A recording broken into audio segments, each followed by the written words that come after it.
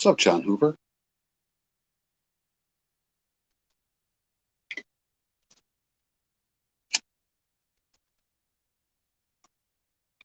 Elliot Sturman, John Hoover.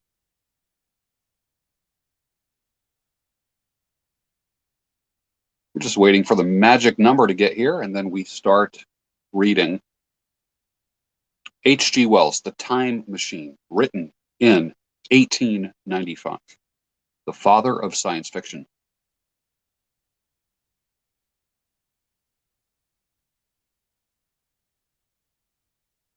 And when I get to the magic number, we'll start. Hope everyone's having a good night tonight. I crafted an old-fashioned. Actually, I didn't craft it very responsibly because I need to put some bitters in it. Hold on. Charlotte is in the house. Peg Bell. How are you, Peg? Just a little bit of bitters. Little bit of bitters. Now I need to find a chopstick and stir it up. Can you believe I don't have any chopsticks? What has the world come to? Or if I do, they're buried somewhere. What has the world come to when I don't have a chopstick to stir my old-fashioned? I am ready for some good science fiction. Are you ready for some science fiction tonight? You ready for some good science fiction, 19th century? I am ready. Spent most of the day coaching people nonstop. A good, productive day. Good, productive day. Filled with active listening. 97 degrees. Woo. Let me see how it is. I'm doing pretty good because it's only 82 here. 82 degrees. Doing all right.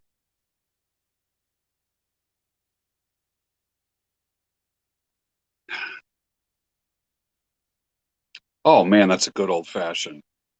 Holy cow. I hit it out of the park with this one. I got to be careful. That's going down a little bit too easy. Yeah, 2021 sci-fi is the new normal. Well, you're not kidding about that, John. You are not kidding. Is George Bruno known from YouTube first or famous and then did YouTube? Well, I was well known for many, many years before I did YouTube. YouTube, I just started doing a men's grooming channel. That was it. And then evolved into coaching because I used to be a therapist. But I spoke on stages all over the world. Just everywhere. You name it. Written a lot.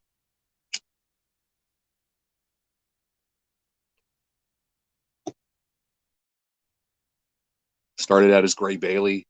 Yeah, actually that's the name of the business. Yeah. So I'm not YouTube famous, if that makes any sense. God, who would want to be? Yikes. YouTube famous means broke.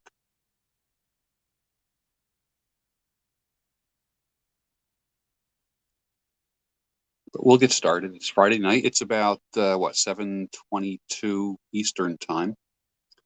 My phone battery almost went dead. I keep it plugged in when I'm working with clientele. And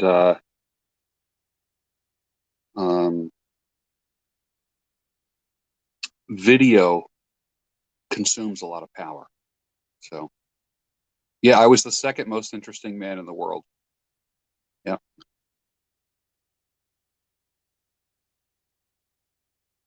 But I'm the most interested man in the world. I might not be the most interesting man in the world, but I'm the most interested man in the world.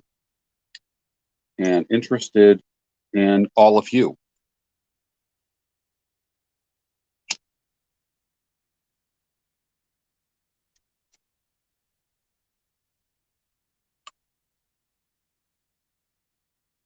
Sultan is my name. Enhancing lives is my game.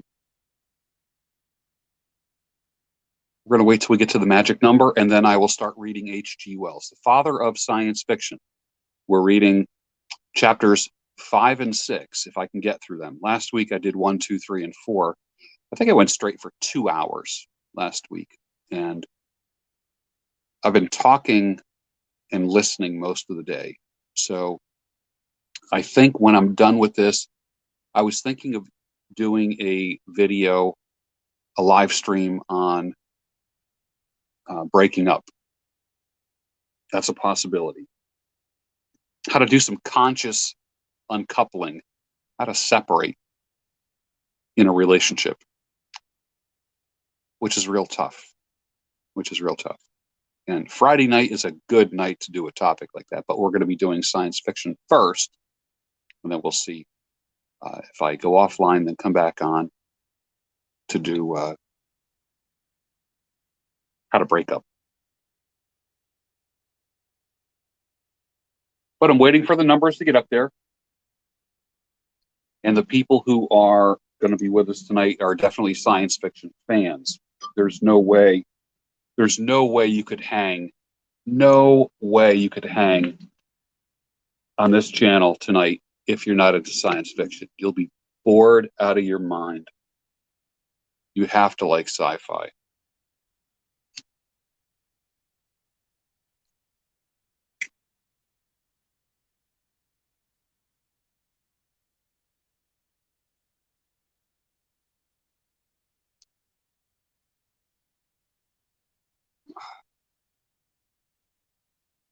Face masks and face shields. Oh my God. That's crazy. This is a low crown top hat.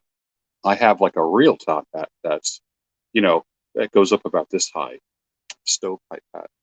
This is a low crown top hat. I'll show you what it looks like. It's lined with silk. That's in kind of like a leopard print. It's, what else? It can be,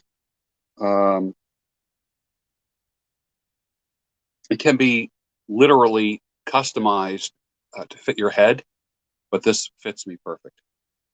Fits me absolutely perfect. I like it. To me, it always came across as very vampire-like. So.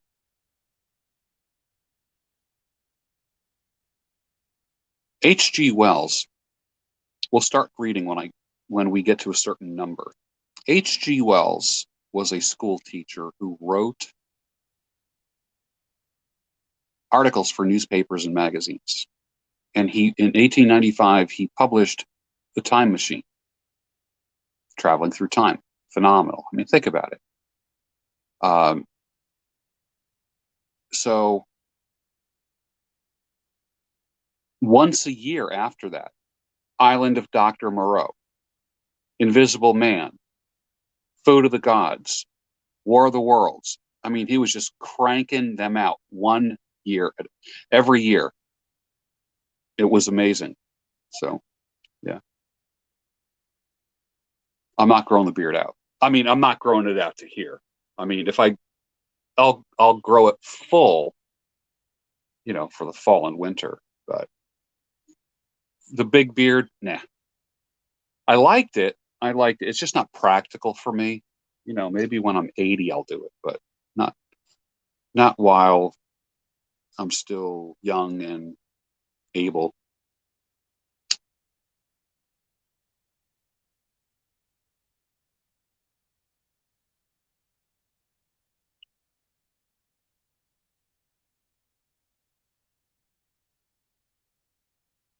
H.G. Wells, if you look at his personal life, man, he was a trip. Oh, October, of course. Are you kidding me? I'll probably be reading from my ghost stories book. I wrote a ghost stories book about 11, 12 years ago. And I did read from that book about 2 years ago out here with a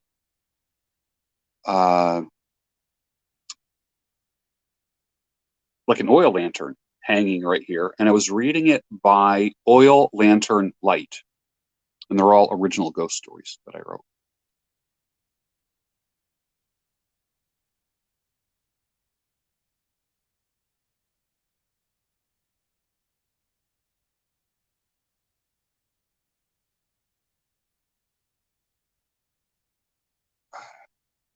Yeah, I mean, I couldn't read with sunglasses on, mirrored glasses right now. Couldn't do it.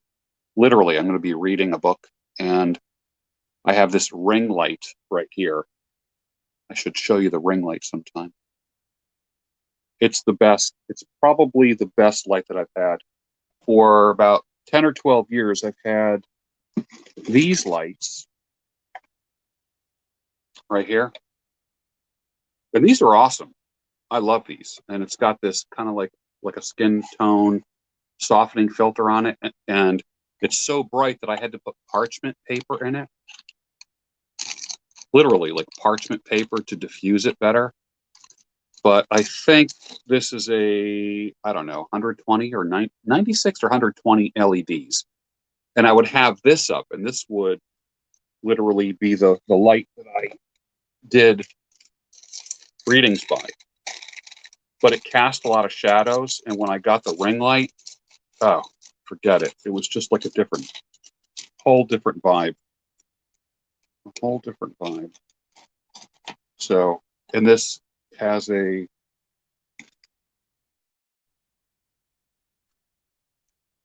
transformer plug. You plug that in, it's nice.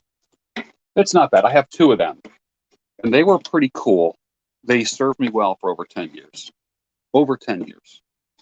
And I have brackets that put them above my phone. So when I put the phone in landscape mode, I have that light above it.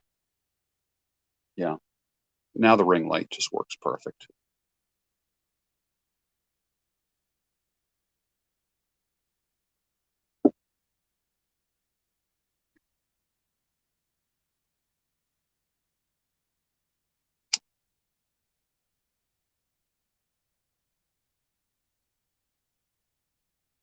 We'll start reading as soon as we hit the magic number. Until then, it's just chit chat with you.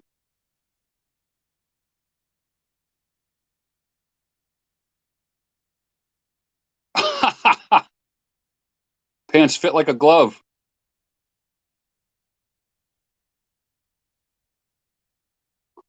Remember that? That was crazy, right?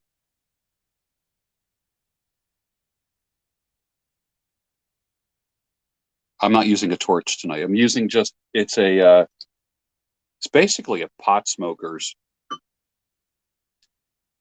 You put your Bic lighter in here. See that? Just like a regular Bic lighter, and you put it like in this thing here. You see that? Like that. And it's got a hemp wick on it, and you unwind the hemp wick and you light it. But I don't use the hemp wick as much. It's got a poker to clean out the pipe. That locks it down. I like that. What else? Has a bottle opener on it, and then it's got like a little tamper built in. So yeah. Yep. Hey man, I don't mind chicken. I like chicken. Nervous bird. I don't know. Doesn't matter to me.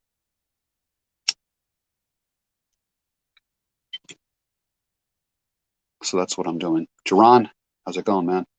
Good to see you. We're going to start reading. I will start reading when we hit the magic number. Until then, it's puff on a pipe, sip on an old fashioned, well deserved, because I've been coaching all day. And literally, some of the people I'm working with are just kicking ass, period. Just kicking ass. Very excited about that.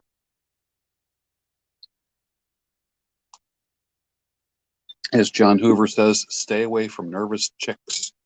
Chicks and chickens. Annie D, how are you? Good to see you.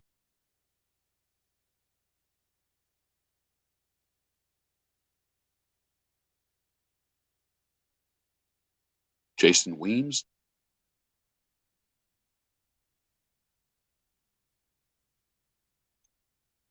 I start reading when I get to a certain predetermined number. That way, the majority of people can hear the story. Why do I read to you? To inspire you to read, number one. Number two, to inspire you to read science fiction. Number three, to inspire you to read early science fiction, 19th century. And four, inspiring you to read out loud. Super important.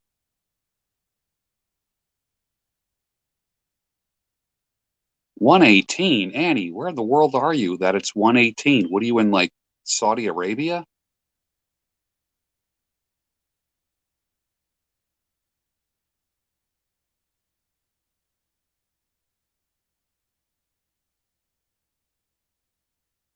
I explained this hat. This is a low crown top hat. I do have a top hat that stands about this high. Arizona. I got some friends in Arizona. A lot of friends in Arizona, as a matter of fact.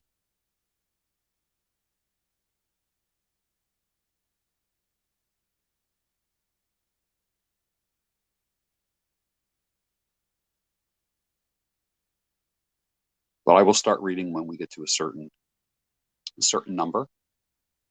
So, did you hear what I said though? I I love reading to you because I want to inspire you to read. Watch less videos, less TV, read more. It's Friday night. You should be reading, not Netflixing. I want you to read. I want you to read science fiction. I want you to read 19th century science fiction. And I want you to read out loud. Super important. Super duper important.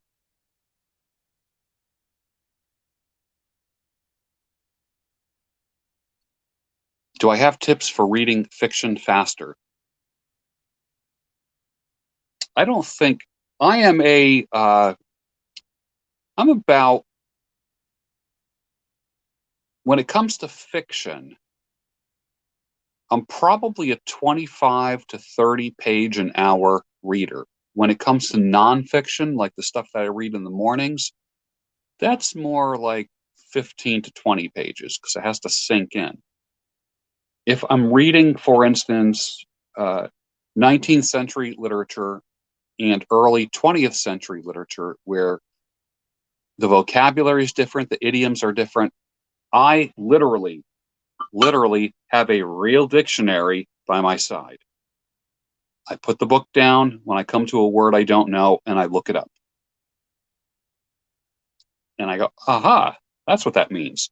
How many times have you read a book where you just blow through the book and you don't know everything that you're reading? Let's get real. Come on. You're not looking up every word. I sacrifice time in order to understand. For instance, for me, I don't know, this is what's right for me. Comprehension for me is preferable to speed. So I'm not in a hurry. I'm not trying to win a competition by reading fast. I want comprehension.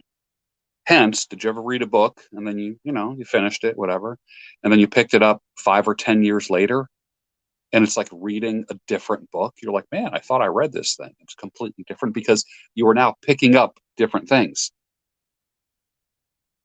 Something to think about. So, uh, and I'm a firm believer that everybody should read classics like every 10 years.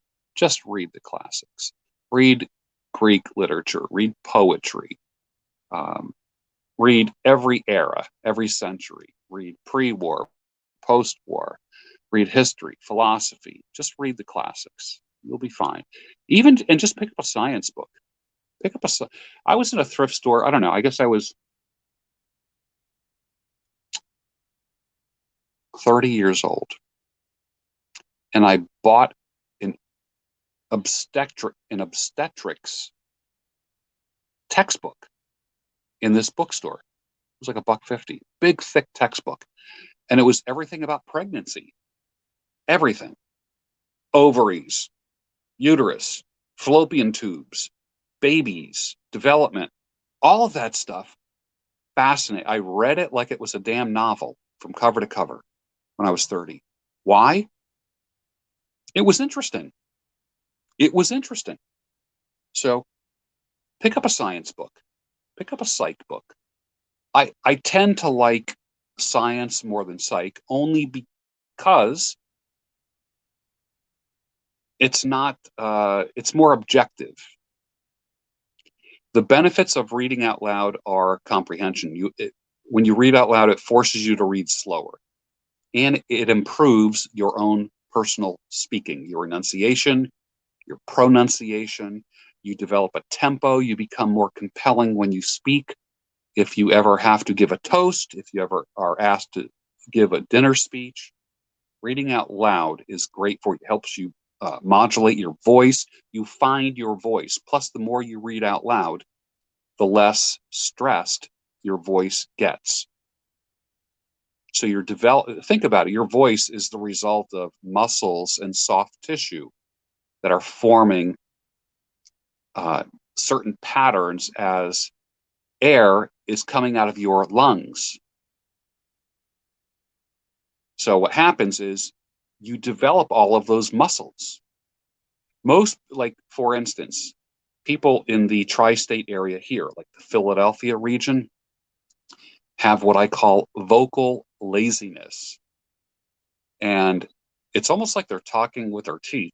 Like they're just talking with their lips. Their mouth doesn't move. They're just kind of like they look like Herbie, on Rudolph the Red-Nosed Reindeer, just like these little lips moving. That's the way people talk in Philadelphia. They don't enunciate. I like it when your jaw needs to be moving. I need to see your teeth. I need to see your lips move. So when you read out loud, you practice and perfect your enunciation, your pronunciation. It slows you down, which also helps your comprehension. So,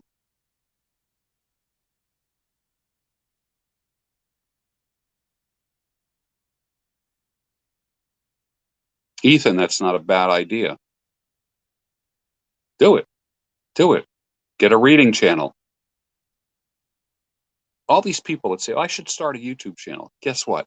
You will find fans. I'm not for everybody. There's people that have tuned in. There's probably 100 people that tuned into this already and said, nah, and they went to the next channel. They went to some TikTok nonsense. They want to be entertained.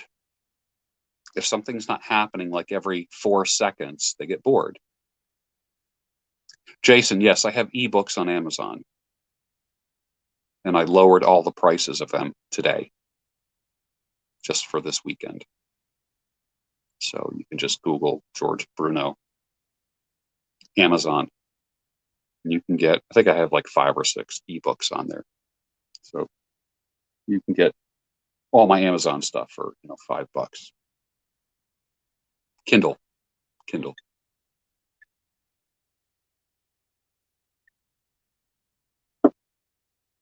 And I don't write long books. I'm not into that. I like I like writing books that people read. Here's the thing. If you are not having fun while you are writing it, no one is going to have fun reading it. Let me say that again. If you are not having fun writing it, no one is going to have fun reading it. You will be the most uninteresting person in the world.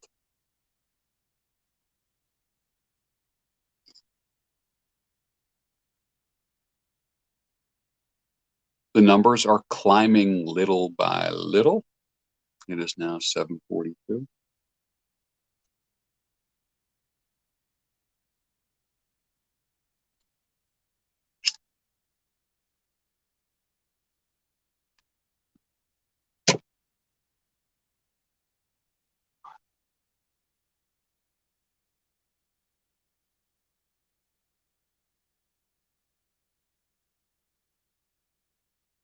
If you're writing a screenplay, you would start with a storyboard. I don't like doing that.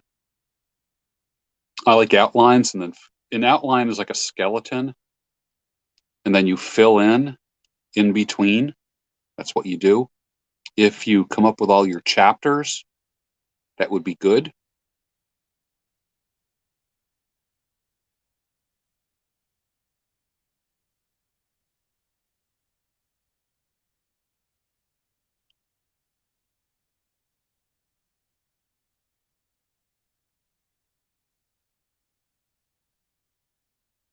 I wrote a two-person stage play about 12 years ago called I Heart You, and I wanted to perform it live, uh, kind of like a live dinner theater kind of thing, very similar to Love Letters. Do you remember the play called Love Letters?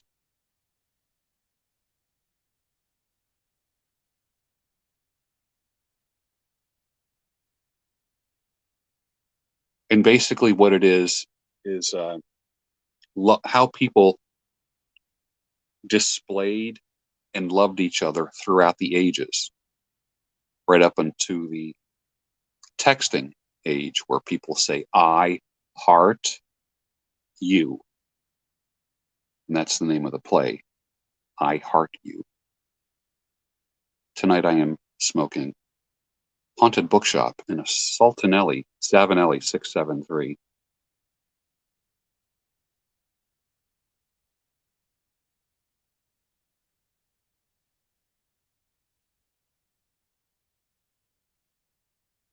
I am editing and revising everything that I have on Amazon.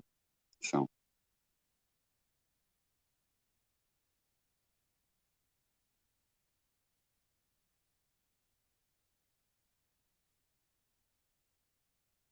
one of the things about Haunted Bookshop is it has this really creamy, big, spooky smoke. I mean, literally, the smoke is haunted, like, you know, and that's what you want. You don't like this light, wispy stuff that's weird.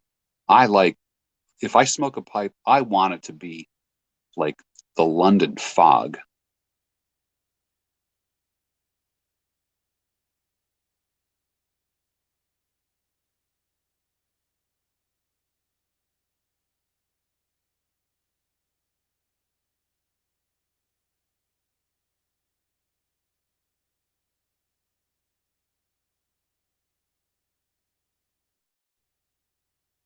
I have the window open behind me and a door open in front of me. So the smoke is not lingering as much, it's just kind of blowing. I feel a breeze.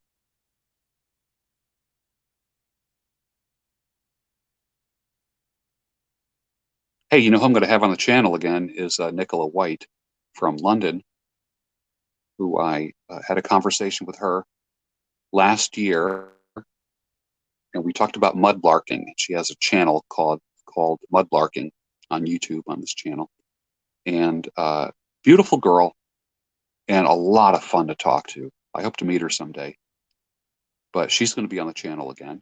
I'm excited about that. She's looking forward to it. She had a lot of fun when I had her on here last year. Also, uh, Anna Breeze, former BBC reporter who has become a friend of mine, and she blew up after she was on this channel here. She blew up. It's even hard to get her to schedule her. I mean, I literally have to like say, okay, a month from now, I want you on the channel.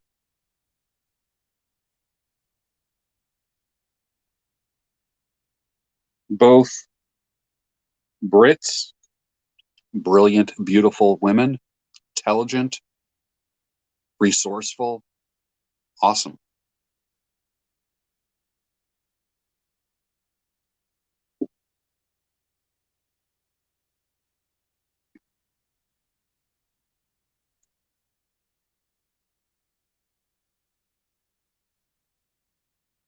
Handwritten love letters.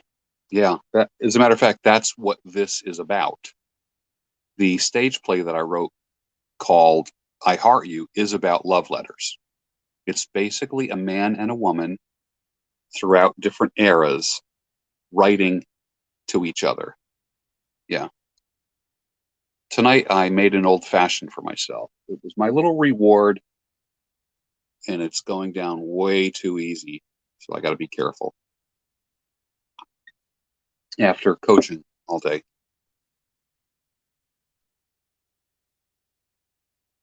People say all you do is talk to people all day. Well, yesterday I cut hair. I cut hair. Today was coaching all day. So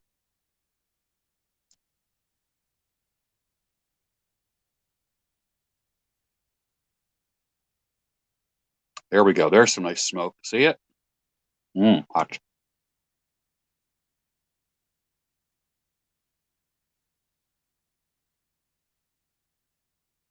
That's what I'm talking about right there. Just when it lingers a little bit.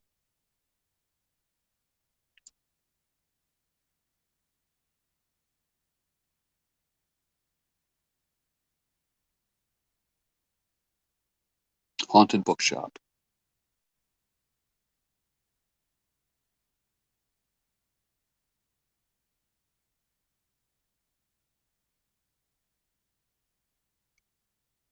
Who else did I have on here last year?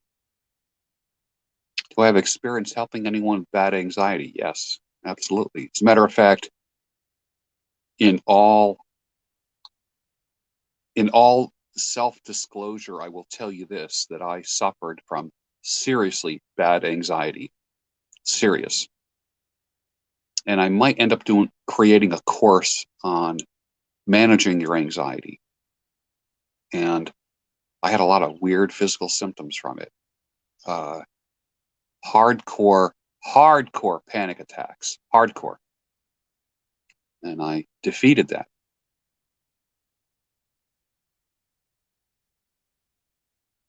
And my body was doing things that I couldn't will it to not do.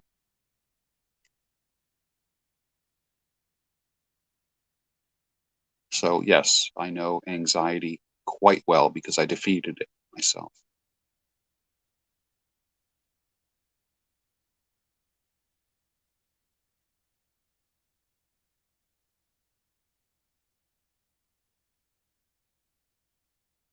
So rather than doing one-to-one coaching or counseling with people with anxiety, I think I'm just going to create a course to help people manage their anxiety. If it eliminates it, that's fantastic. When I was dealing with the really hardcore anxiety stuff with physical symptoms, for me, just to manage it was the best that I could do.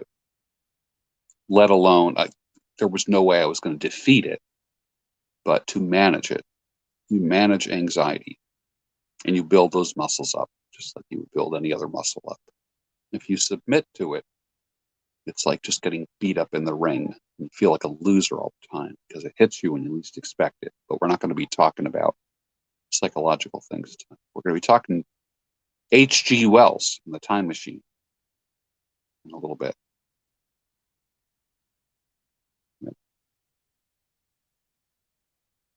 Good morning from the UK. So right now it's 2 a.m., about 2 a.m. in the UK, right? 1 or 2 a.m., forget. Probably 1. Yeah. You're 5 hours ahead of us here. Yep.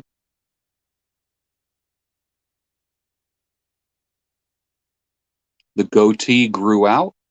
The beard is back. Feel good about that. I had the goatee, like if you see in the upper, where up there in the upper corner up there, that's my goatee. But it was disconnected. It was the mustache, skin, and then just the chin part, and then a little inverted triangle right here. And then finally I just grew all this out.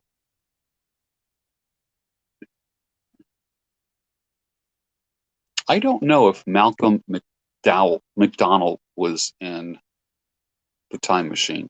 There's several versions of it. One of my favorite versions was done in 1960. What is the name of the actor? Who is the time traveler in the 1960 version movie of The Time Machine? Someone tell me. Who is the time traveler?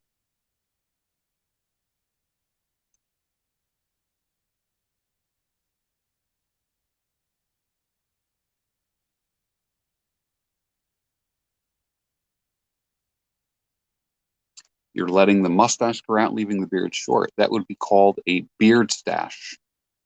Yeah, that's a cool look, beard stash.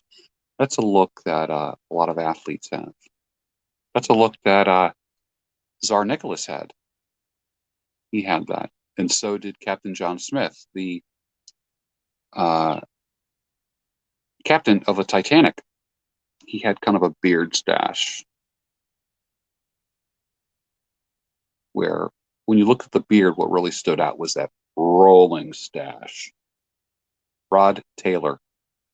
Anthony, thank you. Rod Taylor. Yep.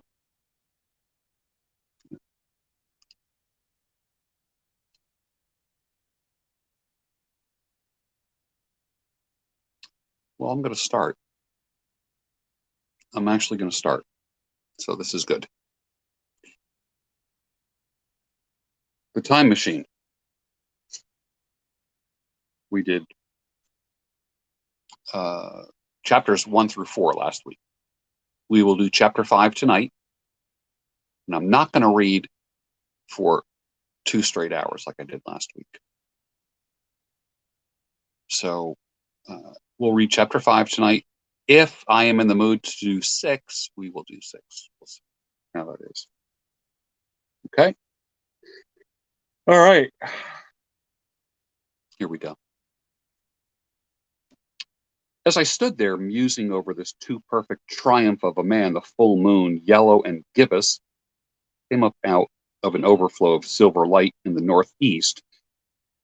The bright little figures ceased to move about below. A noiseless owl flitted by, and I shivered with the chill of the night. I determined to descend and find where I could sleep. I looked for the building I knew, then my eye traveled along to the figure of the white sphinx upon the pedestal of bronze.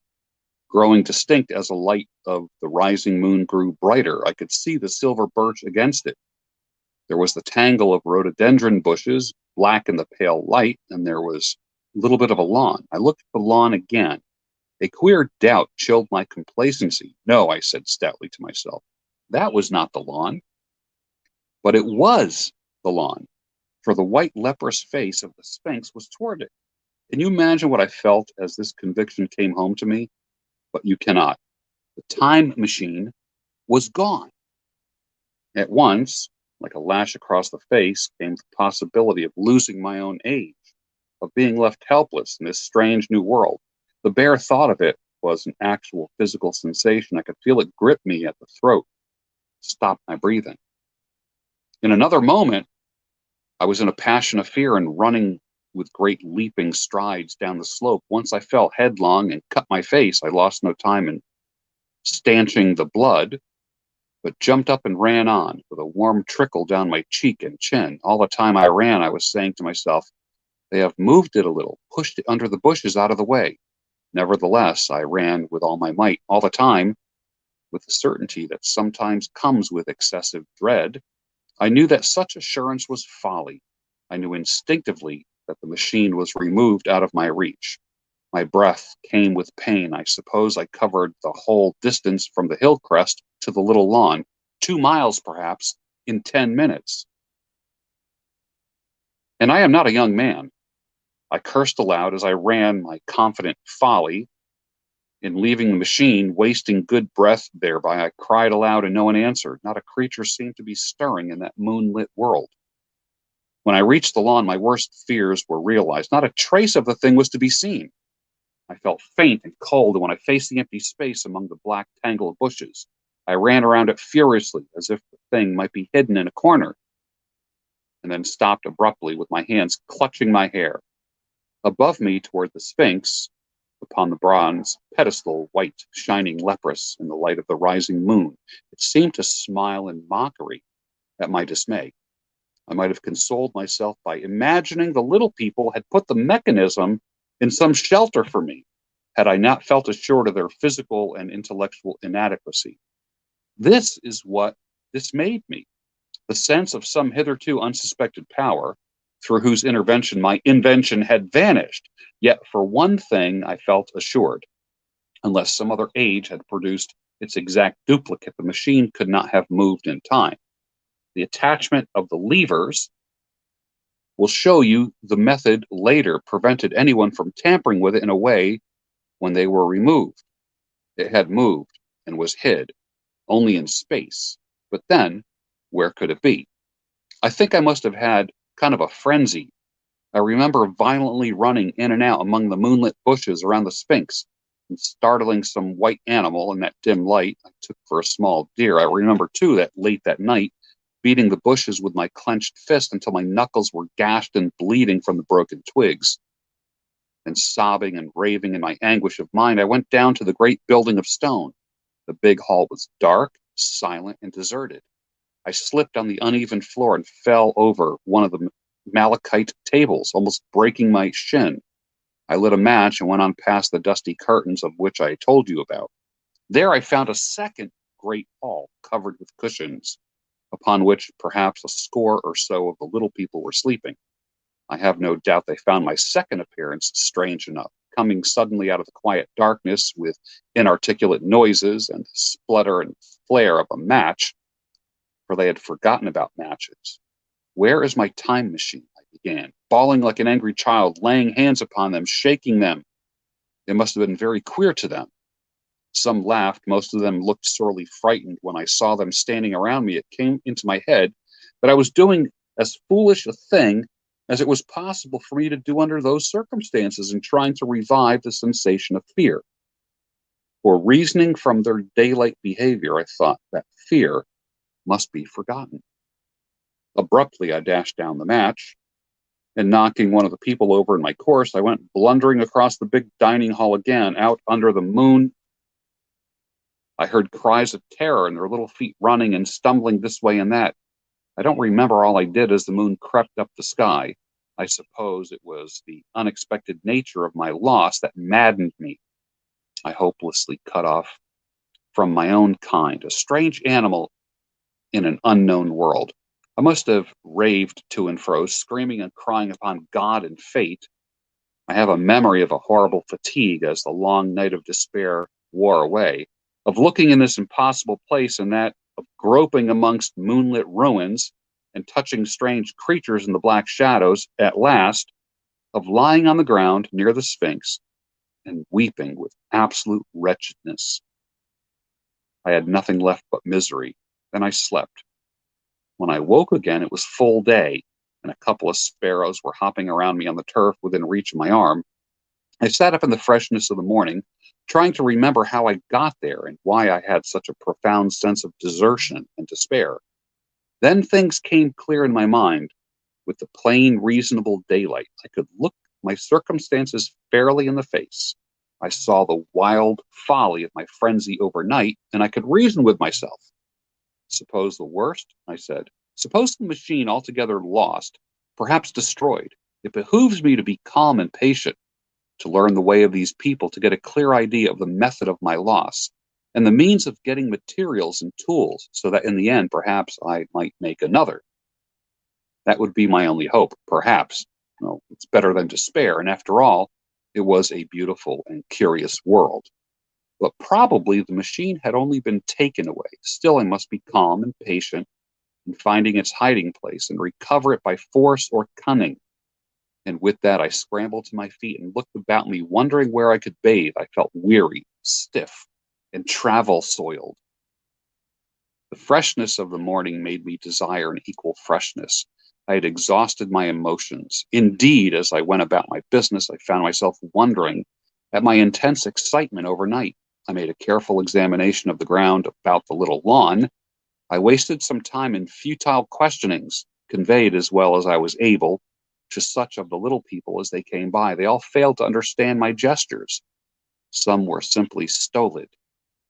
Some thought it was a jest and they laughed at me. I had the hardest task in the world to keep my hands off their pretty laughing faces. It was a foolish impulse, but the devil begotten of fear and blind anger was ill curbed, still eager to take advantage of my perplexity.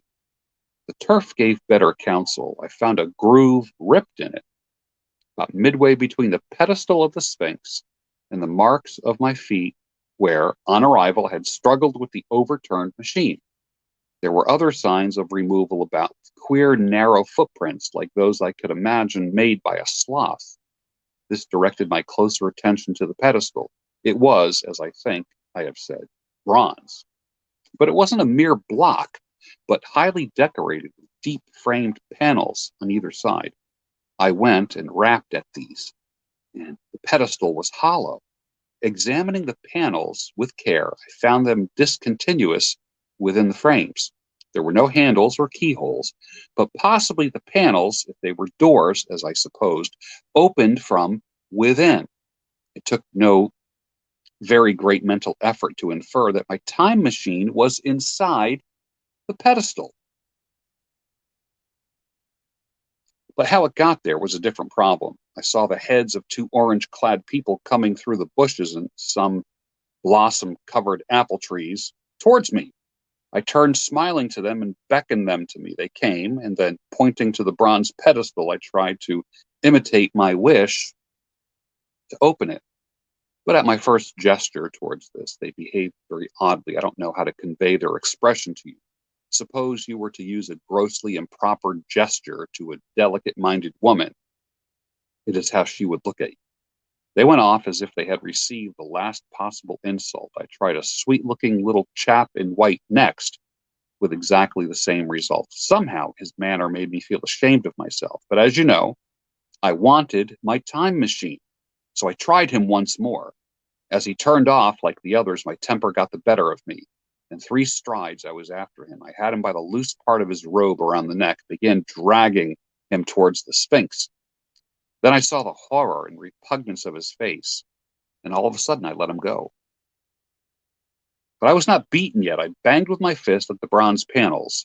I thought I heard something stir inside. To be explicit, I thought I heard a sound like a chuckle. But I must have been mistaken. Then I got a big pebble from the river and came and hammered till I flattened a coil in the decorations, and the verdigris came off in powdery flakes.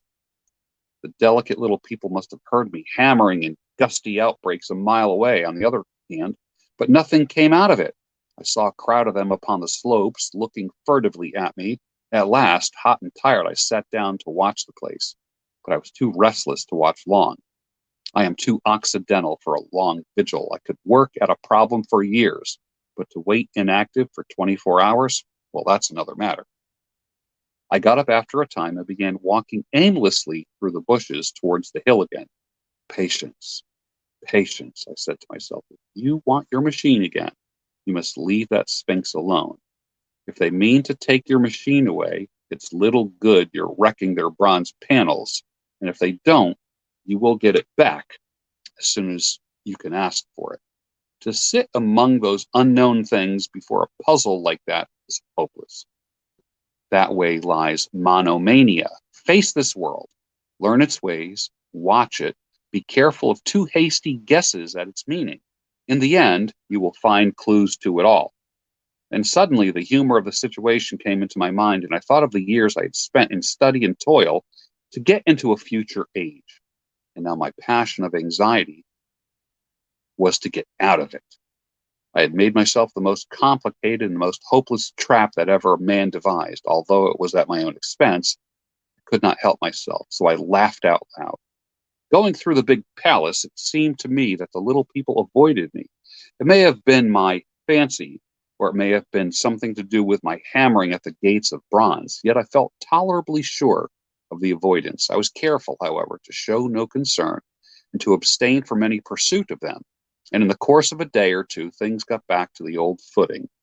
I made what progress I could in the language, and in addition, I pushed my explorations here and there.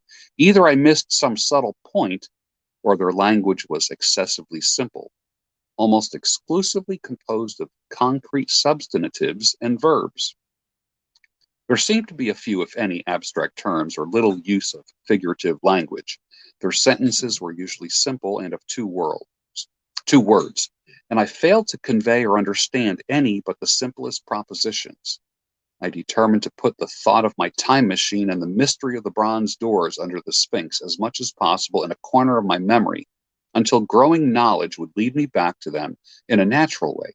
Yet a certain feeling, you may understand, tethered me in a circle of a few miles around the point of my arrival. So far as I could see, all the world displayed the same exuberant riches as the Thames Valley.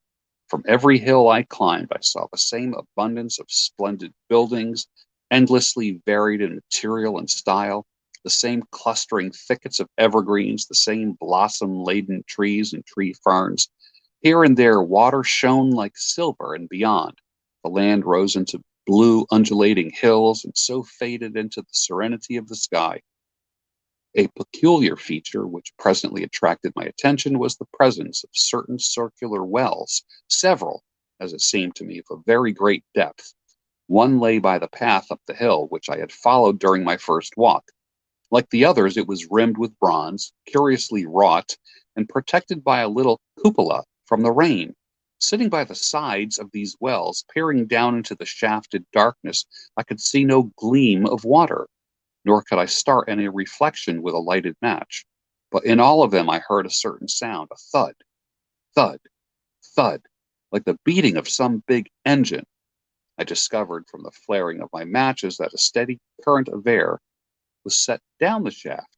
Further, I threw a scrap of paper into the throat of one, and instead of fluttering slowly down, it was at once sucked down swiftly out of sight. After a time, too, I came to connect these wells with tall towers standing here and there upon the slopes, for above them there was often just such a flicker in the air as one sees on a hot day above a sun-scorched beach. Putting things together, I reached a strong suggestion of an extensive system of subterranean ventilation, whose true import it was difficult to imagine. I was at first inclined to associate it with the sanitary apparatus of these people. It was an obvious conclusion, but it was obviously wrong. And here I must admit that I learned very little of drains and bells and modes of conveyance, and like conveniences during my time in this real future. In some of these visions of utopias and coming times which I have read, there is a vast amount of detail about building and social arrangements and so forth. But while such details are easy enough to obtain when the whole world is contained in one's imagination, they are altogether inaccessible to a real traveler amid the realities as I found there. Conceive the tale of London, which a Negro fresh from Central Africa would take back to his tribe. What would he know of these railway companies, of social movements, of telephone and telegraph wires, and parcel delivery companies, and postal orders, and the like? Yet we, at least, should be willing enough to explain these things to him. And even of what he knew, how much could he make his untraveled friend either apprehend or believe? Then how narrow the gap between a Negro and a white man in our own times, and how wide the interval between myself and these of the golden age. I was sensible of much what was unseen, and which contributed to my comfort, but save for a general impression of automatic organization, I fear I can convey very little of the difference of your mind.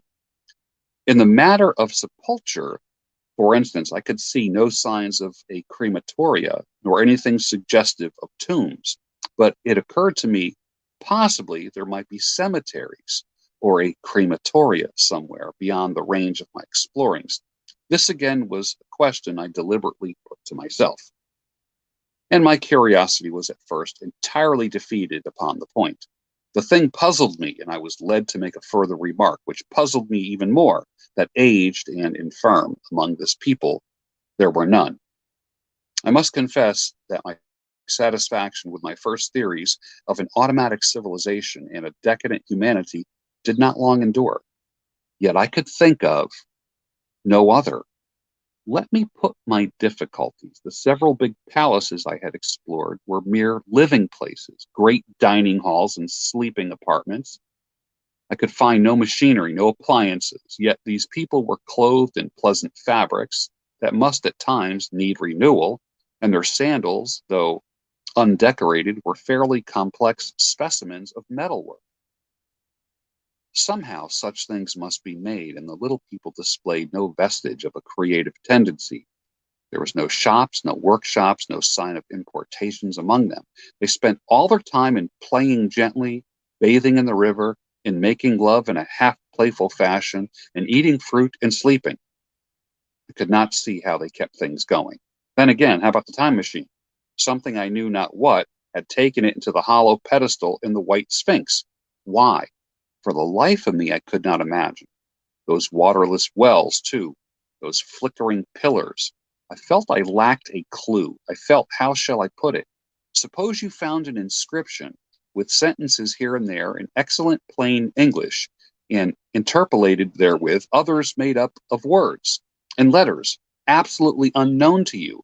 Well, on the third day of my visit, that was how the world of 800, 2701 presented itself to me. That day, too, I made a friend of a sort.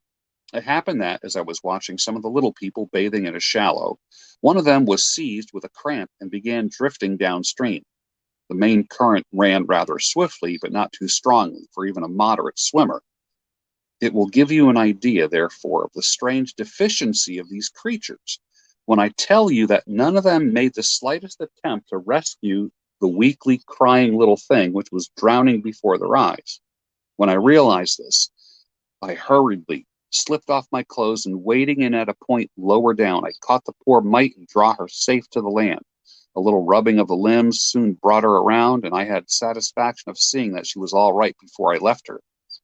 I had got to such a low estimate of her kind that I did not expect any gratitude from her.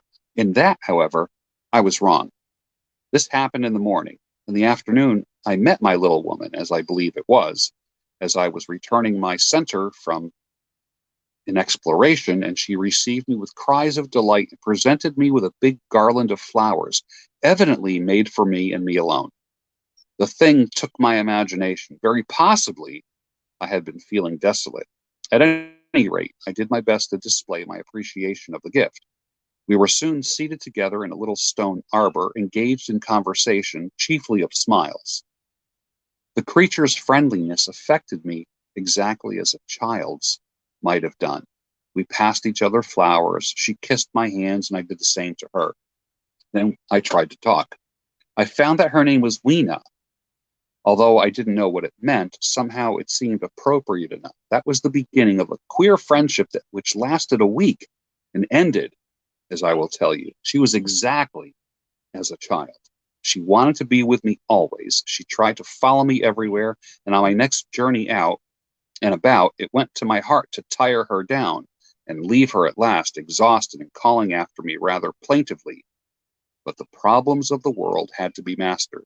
I had not, I said to myself, come into the future to carry on a miniature flirtation.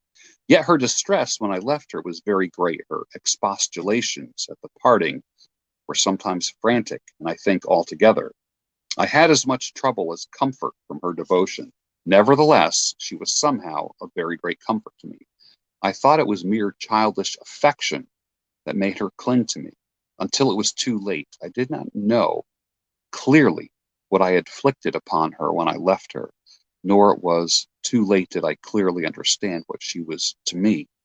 For by merely seeming fond of me, and showing in her weak, futile way that she cared for me, the little doll of a creature presently gave my return to the neighborhood of the White Sphinx almost the feeling of coming home, and I would watch her tiny figure of white and gold so soon as I came over the hill.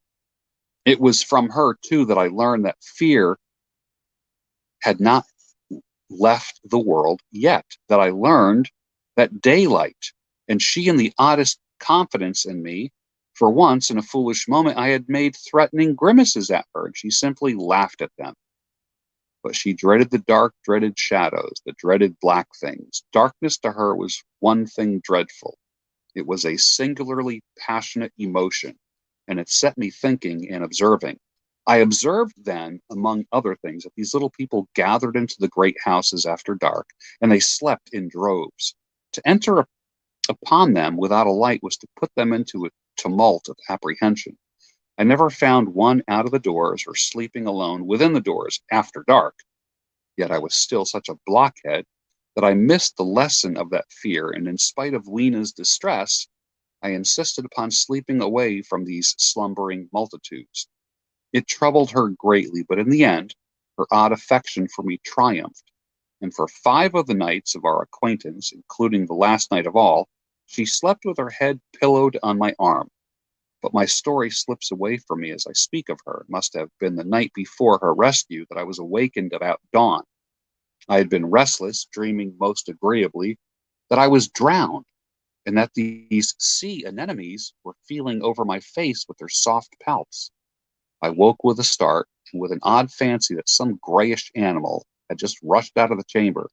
I tried to get to sleep again, but I felt restless and uncomfortable. It was that dim gray hour when things are just creeping out of the darkness, when everything is colorless and clear cut, but yet unreal. I got up and I went down to the great hall, and so out upon the flagstones in front of the palace. I thought I would make a virtue of necessity and see the sunrise. The moon was setting, the dying moonlight, first pallor of dawn. It was mingled in a ghastly half-light. The bushes were inky black and the ground a somber gray. The sky was colorless and cheerless, and up the hill I thought I could see ghosts. 3 several times I scanned the slope and I saw white figures. Twice I fancied that I saw a solitary white ape-like creature running rather quickly up the hill. And once near the ruins I saw a leash of them carrying some dark body. They moved hastily. I did not see what became of them. It seemed that they vanished among the bushes. The dawn was still indistinct. You must understand I was feeling that chill, uncertain, early morning feeling that you may have known. I doubted my eyes. As the eastern sky grew brighter and the light of the day came on, and its vivid coloring returned upon the world once more, I scanned the view keenly, but I saw no vestige of my white figures. They were mere creatures of the half-light. They must have been ghosts, I said, and I wonder whence they dated. Bugs flying in here. For a queer notion of Grant Allen's came into my mind, and it amused me. If each generation die and leave ghosts, he argued, the world at last will get overcrowded with them. On that theory, they would have grown innumerable some 800,000 years hence, and it was no great wonder to see 4 at once. But the jest was unsatisfying, and I was thinking of these figures all morning until Weena's rescue drove them out of my head. I associated them in some indefinite way with the white animal I startled in my first passionate search for the time machine. But Weena was a pleasant substitute. Yet all the same, they were soon destined to take far deadlier possession of my mind. I think I have said how much hotter than our own was the weather of this golden age. I cannot account for it. It may be that the sun was hotter or the earth was nearer the sun. It is usual to assume that the sun will go on a cooling steadily in the future. But people, unfamiliar with such speculations as those of the younger Darwin, forget that the planets must ultimately fall back one by one into the parent body. As these catastrophes occur, the sun will blaze with renewed energy, and it may be that some inner planet had suffered this fate. Whatever the reason, the fact remains that the sun was very much hotter than I knew it. Well, one very hot morning, my 4th morning, I think, I was seeking shelter from the heat and glare in a colossal ruin near the great house where I slept and fed, and there happened this strange thing. Clambering among the heaps of masonry, I found a narrow gallery whose end and side windows were blocked by fallen masses of stone. By contrast with the brilliancy outside, it seemed at first impenetrably dark. I entered it groping, for the change from light to blackness made spots of color swim before me. Suddenly I halted, spellbound. A pair of eyes, luminous by reflection against the daylight without, was watching me out of the darkness. The old instinctive dread of wild beasts came upon me as I clenched my hands and steadfastly looked into the glaring eyeballs. I was afraid to turn. The thought of absolute security in which humanity appeared to be living came into my mind, and then I remembered that strange terror of the dark. Overcoming my fear to some extent, I advanced a step and spoke. I will admit my voice was harsh and ill-controlled. I put up my hand and touched something soft. At once the eyes darted sideways. Something white ran past me.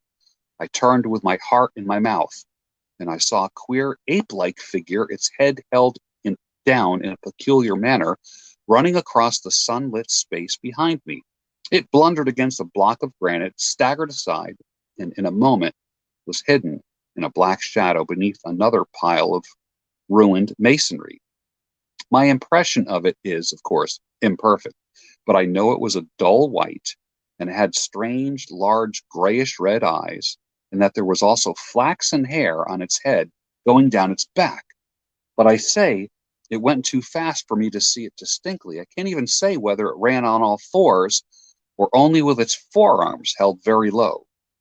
After an instant's pause with its forearms held very low, I paused. I followed it into the second heap of ruins. I could not find it at first, but after a time, in the profound obscurity, I came upon one of those round, well-like openings of which I told you about, half closed by a fallen pillar. A sudden thought came to me. Could this thing have vanished down the shaft? I lit a match, and looking down, I saw a small, white, moving creature with large, bright eyes, which regarded me steadfastly as it retreated. It made me shudder. It was like a human spider. It was clambering down the wall, and now I saw for the first time a number of metal foot and hand rests forming, kind of a ladder going down the shaft. Then the light burned my fingers and fell out of my hand, going out as it dropped. And then when I had lit another match, the monster had disappeared. I do not know how long I sat there peering down that well. It was not for some time that I could succeed in persuading myself that the thing that I seen was human. But gradually the truth dawned upon me that man had not remained one species, but had differentiated into two distinct animals, that my graceful children of the upper world were not the sole descendants of our generation, but that this bleached, obscene, nocturnal thing which flashed before me was also an heir to all of the ages. I thought of the flickering pillars and of my theory of underground ventilation. Excuse me.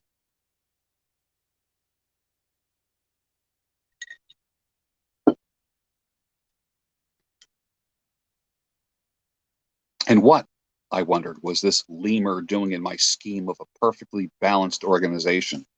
How was it related to the indolent serenity of the beautiful upper worlders? And what was hidden down there at the foot of that shaft? I sat upon the edge of the well, telling myself that, at any rate, there was nothing to fear, and that I must descend for the solution of my difficulties. And withal, I was absolutely afraid to go. As I hesitated, two of the beautiful upper world people came running in their amorous sport across the daylight and the shadow. The male pursued the female, flinging flowers at her as he ran. They seemed distressed to find me. My arm was against the overturned pillar, peering down the well. Apparently, it was considered bad form to remark these apertures, for when I pointed this to one, they tried to frame a question about it in their own tongue. They were still more visibly distressed, and they turned away. But they were interested by my matches, and I struck some to amuse them. I tried them again about the well, and I failed. I presumably left them, meaning to go back to Weena and see what I could get from her, but my mind was already in revolution. My guesses and impressions were slipping and sliding to a new adjustment. I had now a clue to import of these wells, to the ventilating towers, to the mystery of the ghosts, to say nothing of a hint of the meaning of the bronze gates and the fate of the time machine. So very vaguely, there came a suggestion towards the solution of the economic problem that had puzzled me. Here was a new view. Plainly, this second species of man was subterranean. There were three circumstances in particular which made me think that its rare emergence above the ground was the outcome of a long continued underground habit. In the first place, there was the bleached look common in most animals that live largely in the dark, the white fish of the Kentucky caves, for instance.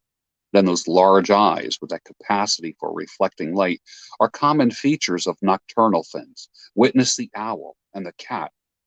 And last of all, the evident confusion of the sunshine, hasty yet fumbling awkward flight towards the dark shadow, and that peculiar carriage of the head while in the light, all reinforce the theory of an extreme sensitiveness to the retina. Beneath my feet, then, the earth must be tunneled enormously. These tunnelings were the habitat of this new race. The presence of ventilating shafts and wells along the hill slopes everywhere, in fact, along the river valley, showed how universal were its ramifications. What so, then? To assume that it was an artificial underworld, that such work was necessary to the comfort of the daylight race, was done. The notion was so plausible that at once I accepted it. I went on to assume the how of this splitting of the human species. I dare say you will anticipate the shape of my theory, though, for myself. I very soon felt that it fell far short of the truth. At first, proceeding from the problems of our own age, it seemed clear as day to me that the gradual widening of the present merely temporary and social difference between the capitalist and labor was the key to the whole position. No doubt it will seem grotesque enough to you and wildly incredible, yet even now there are existing circumstances to point that way. There is a tendency to utilize underground space for the less ornamental purposes of civilization. There is the Metropolitan Railway in London, for instance. There are new electric railways, there are subways, there's underground workrooms and restaurants, and they increase and they multiply. Evidently, I thought this tendency had increased until industry had gradually lost its birthright in the sky. I mean, that had gone deeper and deeper into larger and even larger underground factories, spending a still increasingly amount of time there until the end. Even now, does not an East End worker live in such artificial conditions as practically to be cut off from the natural surface of the earth? Again, the exclusive tendency of richer people, due, no doubt, to the increasing refinement of their education and the widening gulf between them and the rude violence of the poor, it's already leading to the closing, in their interest, of considerable portions of the surface of the land. About London, for instance, perhaps half the prettier country is shut in against intrusion. And the same widening gulf, which is due to the length and expense of the higher educational process and the increased facilities for and temptations towards refined habits on part of the rich, will make that exchange between class and class and promotion by intermarriage, which at present retards the splitting of our species along lines of social stratification, less and less frequent. So in the end, above ground, you must have the haves, pursuing pleasure and comfort and beauty, and below the ground are the have-nots, the workers getting continually adapted to the conditions of their labor. Once they were there were no doubt they would have to pay rent, and not of little, for the ventilation of their caverns, and if they refused, they would starve or be suffocated for arrears. Such of them as were so constituted as to be miserable and rebellious would die, and in the end, the balance being permanent, the survivors would become as well adapted to the conditions of underground life as happy in their way, and the upper world people were to theirs. As it seemed to me, the refined beauty and the etiolated pallor followed naturally, though. The great triumph of humanity I dreamed of took a different shape in my mind. It had been no such triumph of moral education and general cooperation as I had imagined. Instead, I saw a real aristocracy, armed with a perfected science and working to a logical conclusion in the industrial system of today. Its triumph had not been simply a triumph over nature, but a triumph over nature and the fellow man.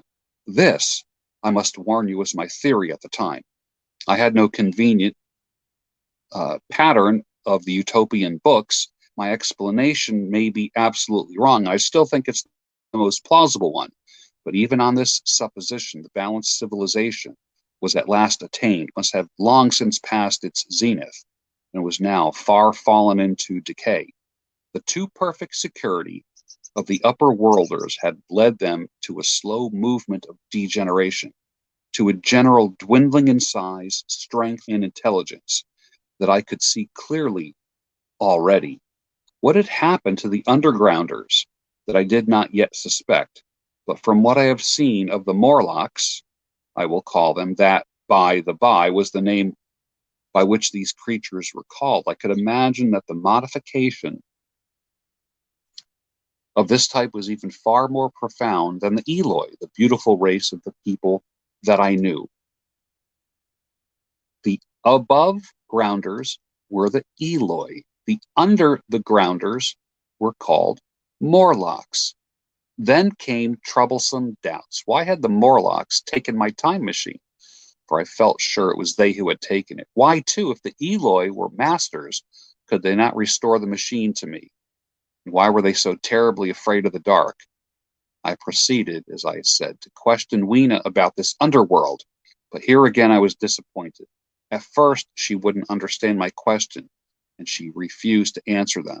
She shivered as though the topic was unendurable, and when I pressed her, perhaps a little too harshly, she burst into tears. They were only tears. They were the only tears, except my own, I ever saw in that golden age. When I saw them, I ceased abruptly to trouble about the Morlocks and was only concerned in banishing these signs of the human inheritance from Weena's eyes. And very soon she was smiling and clapping her hands while I solemnly burned a match. Chapter 5. That was chapter 5.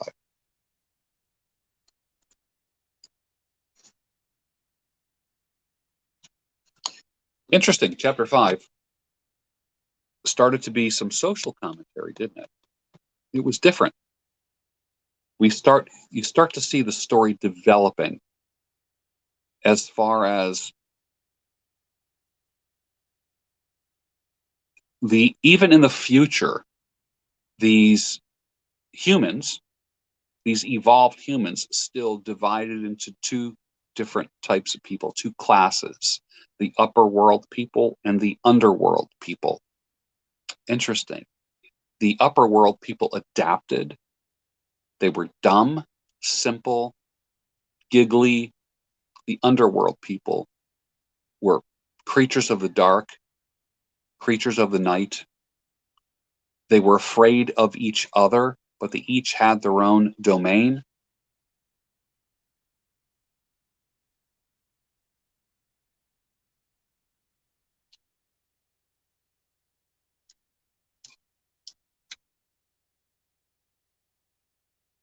So we're going to end with chapter 5. Interesting. What are your thoughts about chapter 5? Did you happen to see the social commentary? Did you sense the social commentary? And what did you think of it? I now leave it to the chat to talk about this.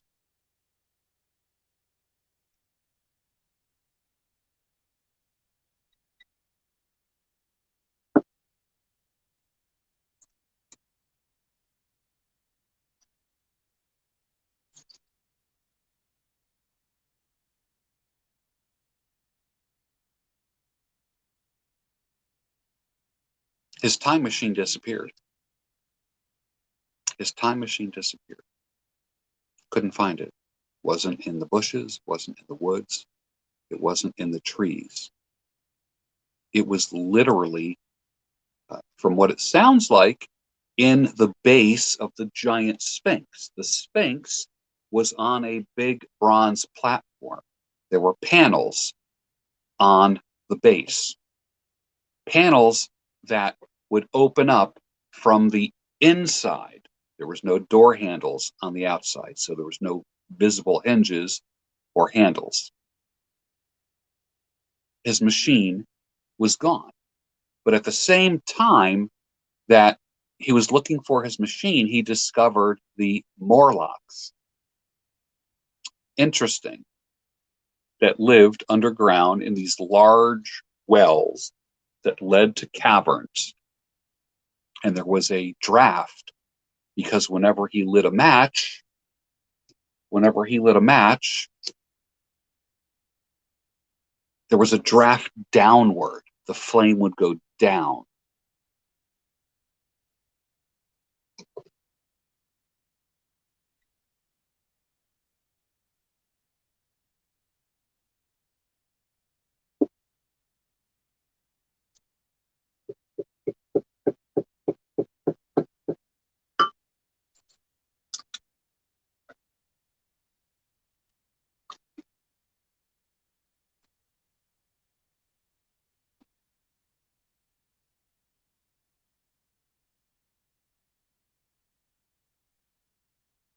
Sounds like it might be an interesting future. But did you notice that the people of the future were very dumbed down, very simple, laughing, giggling, entertainment oriented, chasing each other? Is the time machine prophetic? Was it literally? Did H.G. Wells have a vision of the future? Who are the Morlocks? Who are the Eloi today? Who do you think that the Eloi represent? My thoughts are they represent pop culture, the simplicity of pop culture and easy believism. The Morlocks, who live in the dark and have adapted to the dark, seem like they might be the enemies. We haven't found that out yet, though.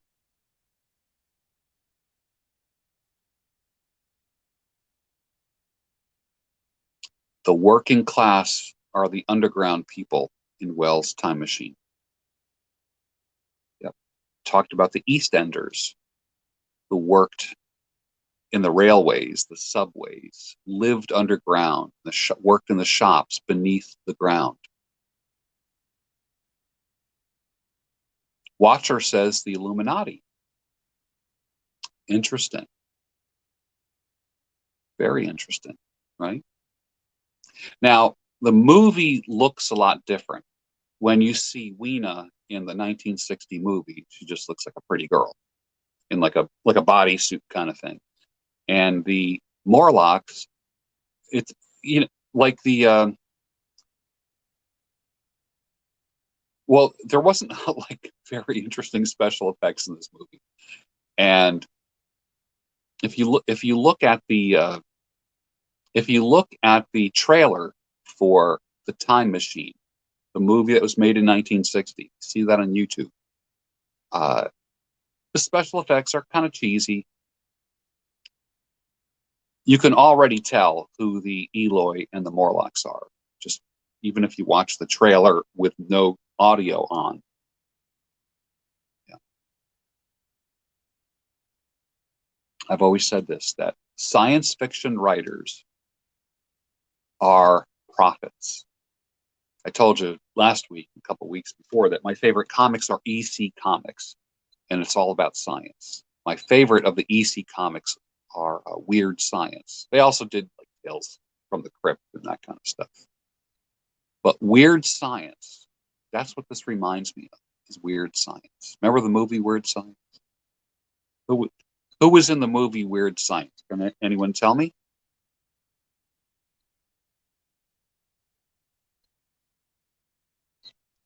And who was the woman in Weird Science, the movie?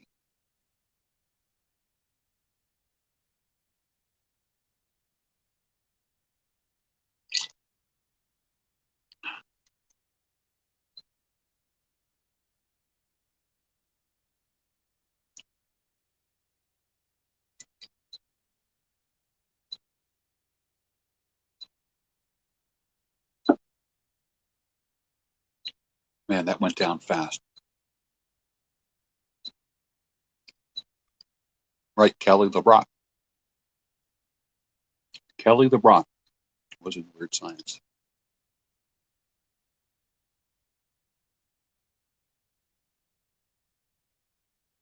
He's only scratching the surface.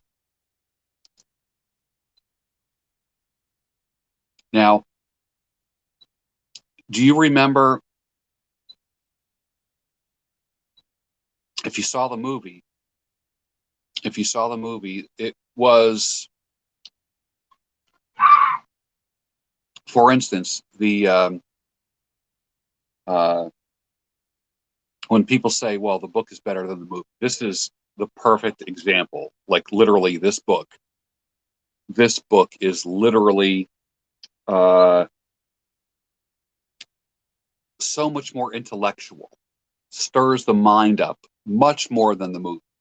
If you saw the movie, it's literally a dumbed down version of this.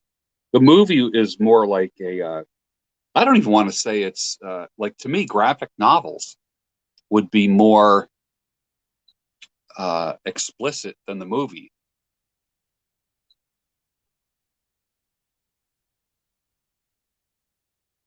Yep. Do I think humans will begin to mutate in the future? I think we're mutating now. I think the powers that be are, I mean, what they fed, what was the thing I read recently? They fed catfish nothing but soy, and the male catfish turned into females. All right. Are we going into a meatless society where everything is like fake meat? Hmm?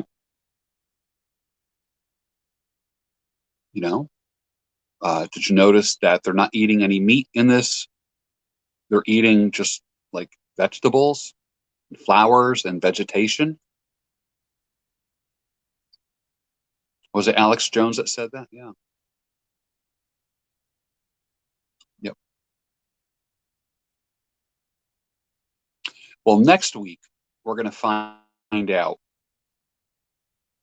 what happens. We're going to find out what happens. And, oh, here's a good question. Are the Morlocks a representation of evil, or only seem so relative to the Eloi? That's a very good question. They both have adapted to their worlds, but there's no. It seems like now that like when I think of the Morlocks, I'm thinking of like flying monkeys, like a bigger version of the flying monkeys of the Wizard of Oz. That's what I think, and I think that they appear to be devious right now, but everything is for their survival. Perhaps the complacency of the Eloi as the result of excessive comfort are the actual evil. He could be taking us on a wild, wild ride here. Think about it. Not everything is as it seems, right? The Eloi are these like little pale creatures, cute, giggling, weak. Like humanity has evolved into this weak race, this weak species.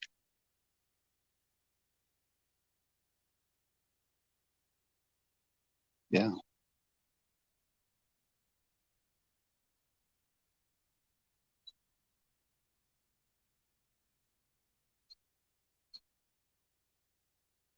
On the back of the book, this is very fascinating. The time traveler's astonishing firsthand account. You got to remember, what you're reading is his account to his friends, the men who are listening to him. So the men that are at his home are listening to him recount the story.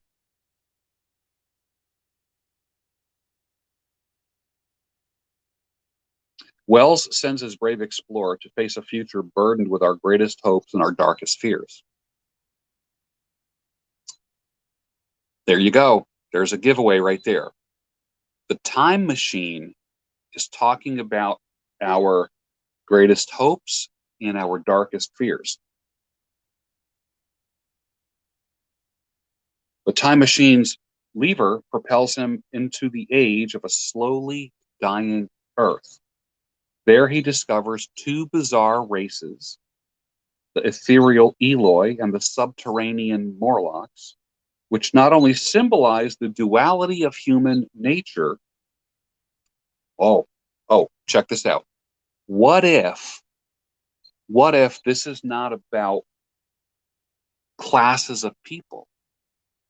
What if, as a human being, you have two natures? You have an Eloi nature, upper world nature, and an underworld nature. So people like good and evil, like you are capable, like all of us are capable of good and evil. Maybe this is the personification of good and evil. Maybe this is a picture story of what we are like inside. we have the capability of the Eloi and the propensity of the Morlocks. Think about that. What if that world represents you and me? What's inside of us, instead of like two different kinds of beings? What if all of that is in us? What if those two races, those two species of people are what's inside of us as human beings?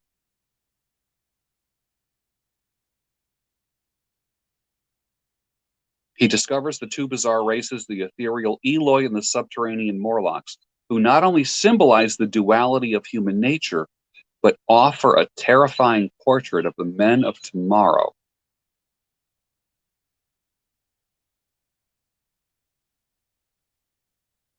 Interesting, right?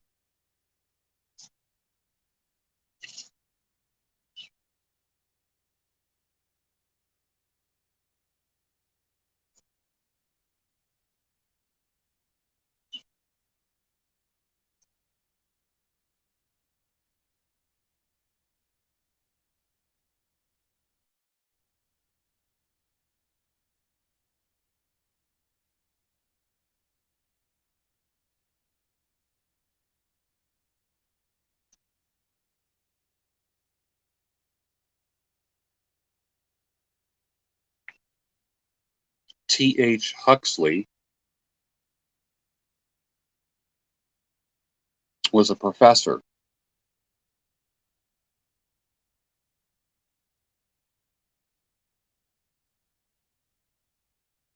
They had shown the scientific world that humans had evolved over deep time, and this implied they could still evolve. In Huxley's opinion, check this out, not necessarily for the better. Ooh, so we're talking the time machine is showing us what we originally, think about this, what we originally thought was a utopia is actually a dystopian future. Humans evolved, but not necessarily for the better, but almost certainly in adaptation to a dying world. H.G. Wells autographed a copy of the British edition of A Time Machine for Huxley in May of 1895. And he wrote this note: "Dear Sir, I'm sending you a little book that I fancy may be of interest to you. The central idea, that of degeneration following security, was the outcome of a certain amount of biological study. I dare say your position subjects you to a good many such displays of the range of authors, but I have this much excuse. I was one of your pupils at the Royal College of Science, and finally, the book is a very little one." Huxley died in June of that year, about a month after he got the book. He probably never had time to read his student's novel. Yet in the year 8002-701, the last date specified in the time machine, was far more remote to a scientist in Wells' era than it might seem now. Right?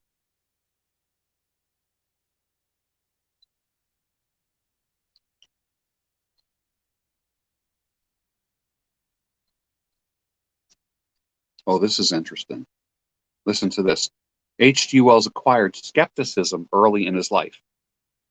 As he wrote The Time Machine, he was unsure of what lay ahead for himself, much less the human race.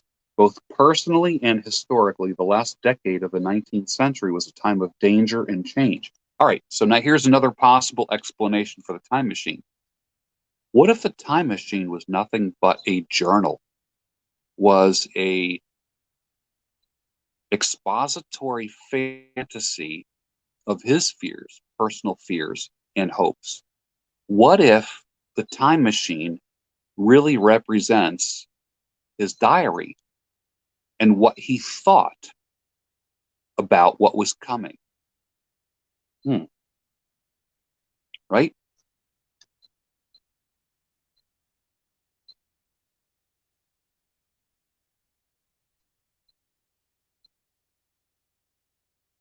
What had happened? Think about it. All right, 1895. What had happened, let's say in the last 50 years? America, now we're talking Britain. So you English lit and English history people probably will have more insight into this than I would. Slavery ended, right? America had its Civil War. What was happening in England in the last 2 to 3 decades of the 19th century? Let's say from like 1870 to 1899. What was going on? What have you studied about the last few decades of the 19th century in England?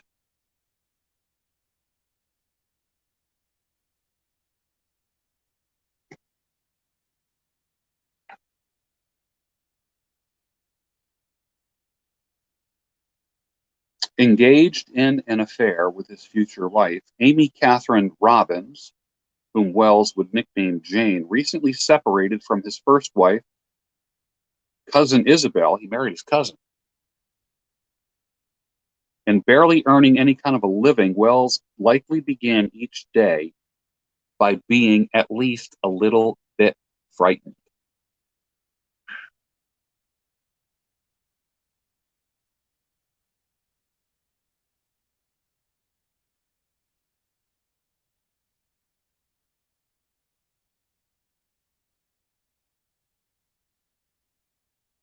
Wells distrusted the soothing religious and political babble of the day.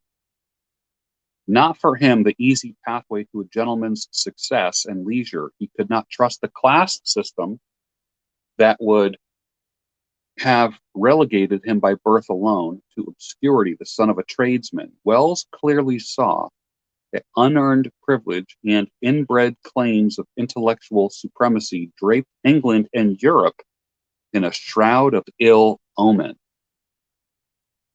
Wow. Consequently, his first work of fiction is dark, almost hopeless, but for the tiny hand of love offered by a future childlike member of the upper class named Weena. Later, Wells would regret this self-styled hat flipping and reliance on visceral emotions, aiming instead for a program of intellectual and moral reform, of disciplined hope and warnings of the bleaker prospects of the 20th century. Think about what happened. When did World War I start? What was going on in Europe for the first 17 years of the 20th century?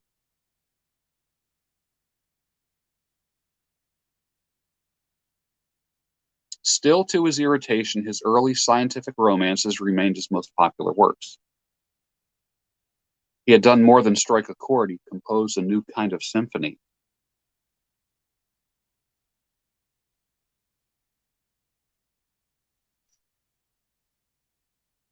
As Wells had feared, oh, check this out. As Wells had feared, the ruling upper classes did goof and horribly in both politics and military strategy. World War I killed 10 million people and ravaged Europe. The Spanish influenza, possibly spread by troop mobilizations and international trauma and stress, killed tens of millions more. Now we're talking Spanish flu. That reminds you of anything? Spanish flu killed 10 million people in Europe.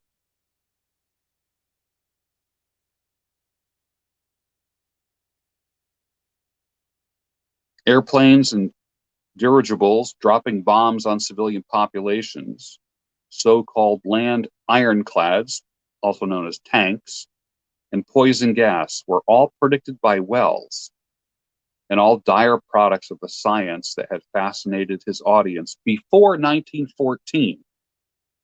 They were used and abused by incompetent, vicious, even demented politicians and generals. You know what I just thought? You know what just came to my mind? War Pigs by Black Sabbath, right? Did you get that? As soon as I said that, did you get did you immediately think War Pigs? As the bodies stacked up in uncounted piles, much of a generation wasted, for many the promise of science became indelibly tainted. Now it's getting spooky.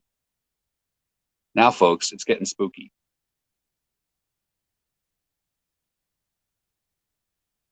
The promise of the pre-war modernists, an extraordinary blossom of art and literature, was squashed. I mean, think about it. What was written from, let's say, 1915 to maybe 1925, that decade right there? What do you know that was written in that year? Think about this. The rise of the horror genre in Hollywood started when? And with what? Nosferatu, Dracula. What was Dracula? Was Dracula 1929 or 1933? Frankenstein. Monster movies, which you know are not about monsters. All the early monster movies were political, 100% political. There wasn't anything in any of the original horror movies that wasn't political.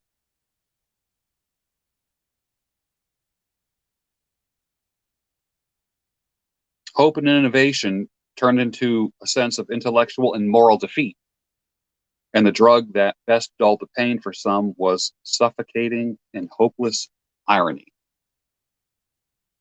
The intellectual upper class had been forming for decades that eschewed everything scientific and technological and adhered to a utopian mix of socialism and elitist aesthetic principles.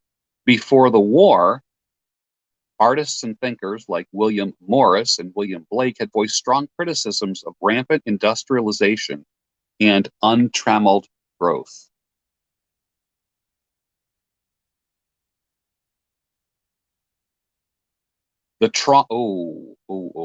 Listen to this statement. The trauma of war and subsequent social upheaval forced many writers and artists to align their axes of culture with Marx and Freud, rejecting the so-called pure sciences as well as spirituality, and simultaneously shutting the door on fairy tales, ghost stories, myth, and almost all imaginative storytelling. Holy cow. Now you can see the decline of Europe. You can see the decline. You can see where it happened. Europe has not had any glory years in the past century. It seems like Europe was greatest up until the 20th century.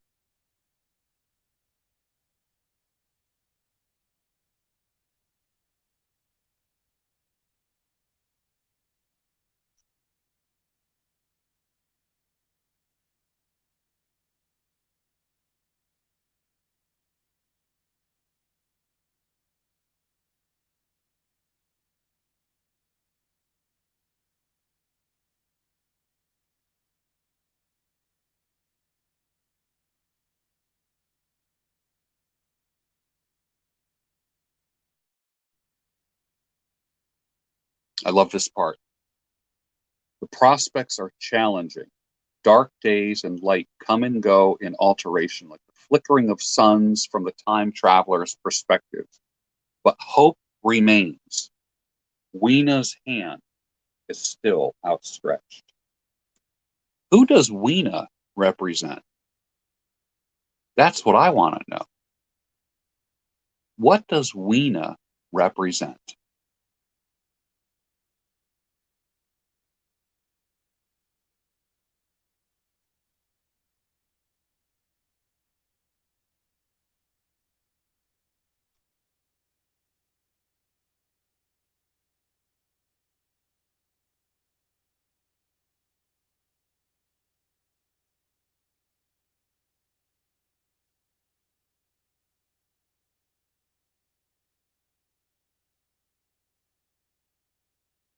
Could one of us someday discover an unknown quantum principle, a trick of crystalline interplay between matter, space, and time, and create a machine that shivers at our touch like a leaf in the wind, caught between an infinity of split seconds and long, dim eons?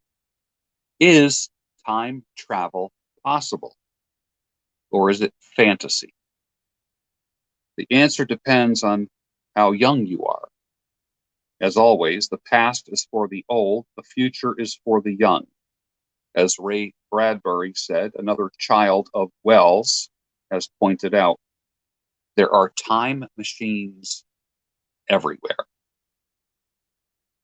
Are there people coming in and out of our existence that are traveling from the past or from the future? What do you think?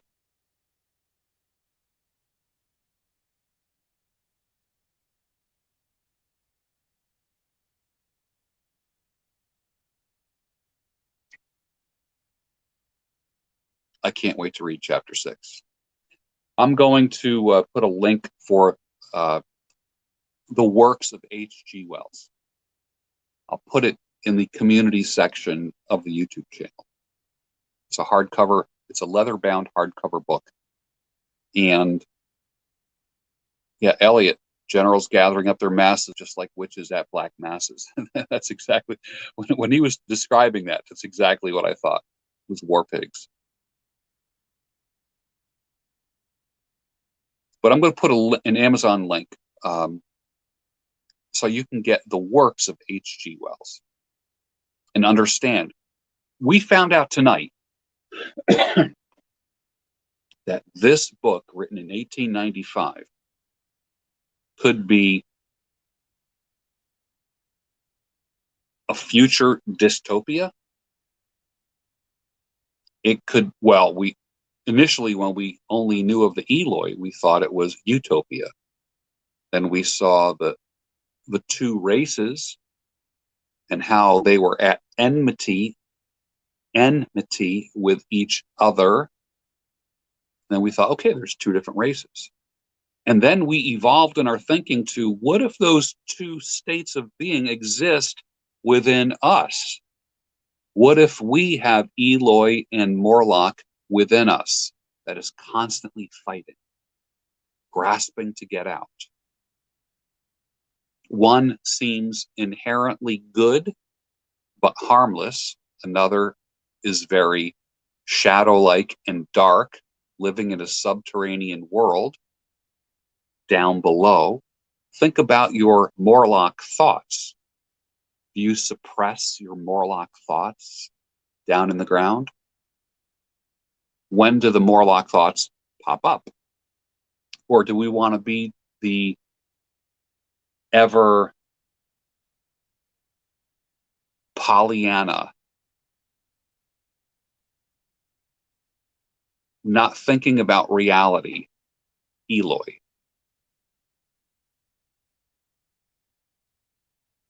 Interesting. Very interesting. So next week, we'll read chapter 6 and discuss it again and get you hooked. You know, when we think science fiction today, we really are thinking of, Star Trek, right? Stargate, Babylon 5, when you think science, sci-fi. Like if you watch like the Sci-Fi Channel, which has morphed quite a bit, there's pop sci-fi, which is like Lost in Space, Land of the Lost. Remember Land of the Lost? What were some other shows in the 60s that were like sci-fi-ish? What do you remember?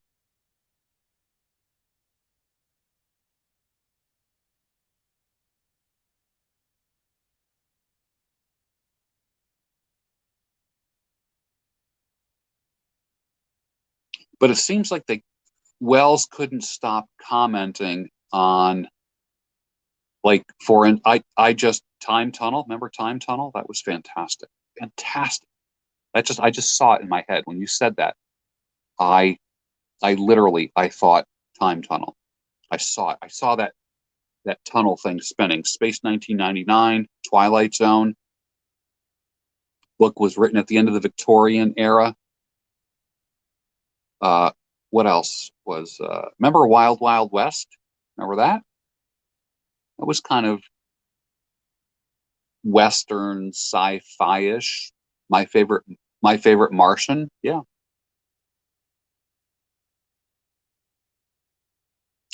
Was H.G. Wells communicating a political message? Was he communicating a political message as a fictional allegory? That's what I want to know. Was he trying was he trying to communicate something to world leaders? Hmm. Eliot says Weena is an innocent ideal, a pixie or muse that must be protected. Watcher says almost all art is political.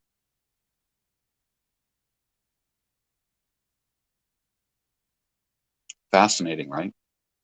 Fascinating. Hey, well, thanks for joining me tonight. Next week, we're going to be doing chapter 6. You had a lot of choices, but you chose to hang out with me tonight, talking about science fiction from the 19th century. It's pretty niche kind of literature, isn't it? As big as the field of science fiction is, we chose 19th century science fiction. All right.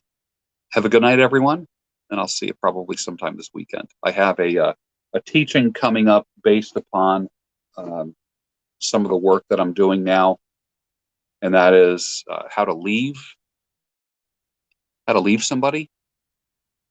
I'll just give you some notes that I have um, on how to break up with somebody. Let me just give you some quick notes. Don't help the other cope with your decision. Many times people feel guilty about leaving a marriage or a relationship. Don't help the other person cope with your decision. Don't break their leg and then give them a crutch. Allow yourself to feel bad or uncomfortable. The fact that you want to leave a relationship is evidence that the relationship is not working. A working functional relationship means that both people have to feel that it's working and functional. If one person if one person wants to leave, it's not a working relationship. And I was helping a client today, and these words came out of my mouth. You're not good at being married to each other. It's a tough thing to come to, isn't it? And like Mike Tyson says, everybody has a plan till they get punched in the face. We don't know what to do. You can you can strategize all of the scenarios, but until you actually make the move and have the talk with the person, I don't think this relationship should continue. You and I are adults. We're not happy. It has become a habit, and we're not good at being married or dating to each other. So I'll be talking about that sometime this weekend. Those are just some notes that I took. All right, everyone. Have a good night. Thanks for joining.